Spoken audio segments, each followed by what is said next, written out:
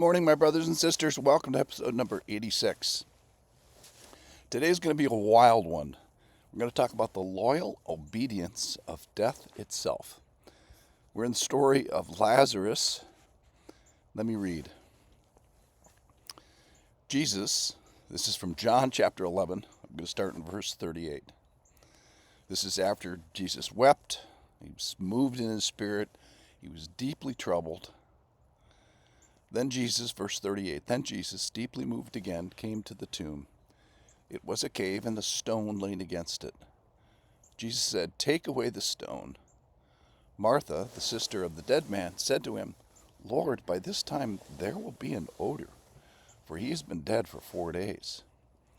Jesus said to her, "Did I not tell you that if you believed, you would see the glory of God?" So they took away the stone. And Jesus lifted up his eyes and said, "Father, I thank you that you have heard me. I knew you always hear me, but I said this on account of the people standing around, that they may believe that you sent me." When he had said these things, he cried out with a loud voice, "Lazarus, come out." Let me pause right here. Here we have Jesus speaking to his creation, and he's the one that's in charge of the breath of life. He says, "Lazarus, come out." And so let's not read ahead for just a second. What happens next? What happens to death? Will death obey the Creator? Will the up to this minute rebellion and wrath that death has done every minute of its existence, will it ultimately obey the direct command of the Creator? And here it is, verse 44. The man who had died, Lazarus, came out, his hands and feet bound with linen strips and his face wrapped with a cloth. Jesus said to them, "Unbind him and let him go." So here's the most curious thing that this blew my mind in thinking about it today, is the loyal obedience of death. So that when Jesus says, let go of him, stop being dead, there's no argument from death. You don't see any rebellion here. You don't see any fight between, good and evil. The command is spoken. Lazarus, come out, come back to life. And the command is immediately obeyed. So the irony here is that death loyally obeys.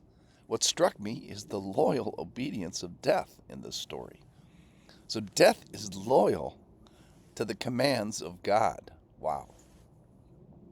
Death doesn't rebel and say, "I will not give this one up." When God speaks authoritatively, death answers faithfully. Let me say that again. When God speaks authoritatively, death answers faithfully. So the challenge for us is when we hear of death's faithful answer to the command of the Creator, the question for us is, do we faithfully respond? So what is the command to death? Let him go. And death does so. What's the command to people in the story? Well, it's to believe. It says to believe a couple times in our passage today, and the big one is 2 paragraphs above this in 11:26, where Jesus says, "I am the resurrection and the life. Whoever believes in me, though he die, yet shall he lives. And everyone who lives and believes in me shall never die." Do you believe this? So when asked to obey, death says basically, yes, I will obey. And the question for us is, when we get the call, will you obey the call that Jesus says? Well, frequently you say, "Hey, well, let me think about it," or "No," or "Maybe tomorrow," or "I need more information," or "Hey, I love my sin at this hour." Here's my snarky charge to all of us, is let's try to be a better example than death itself in the story. So death loyally obeys. And at the end of the stories, we can kind of assess obedience. When we look at death, its response to the command, we can kind of say, "Hey, you did a good job." And when we look at the hearers and the seers and the people in the story, can we say, "You did a good job"? The irony is that death obeys and people may or may not obey.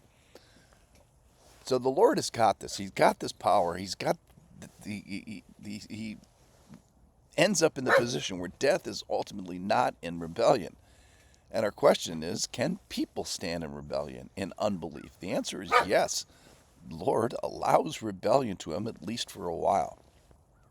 So the rebellion in our story is ultimately not with death, it's with people. So when does God allow rebellion?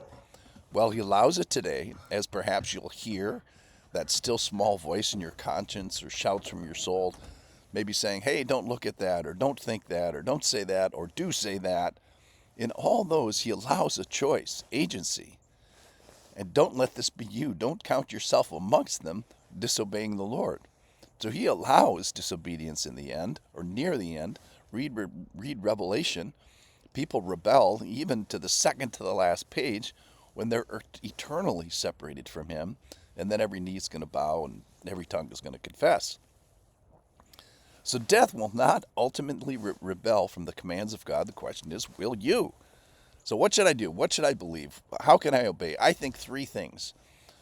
I think God is asking us, believe the story that you raised Lazarus. Number two, believe that you raised yourself, Jesus, at the resurrection. And number three, I believe that you can raise me after my death. So death is ultimately going to faithfully obey the Lord. And when God speaks authoritatively to death, death answers faithfully. Death is loyal to the commands of God. So I want us to do at least as good a job as death itself. So let's use the loyal obedience of death itself as an inspiration for us to obey. So let's get inspired specifically in what we believe about death, and particularly in what we believe that the Lord has power over death. Thanks for listening.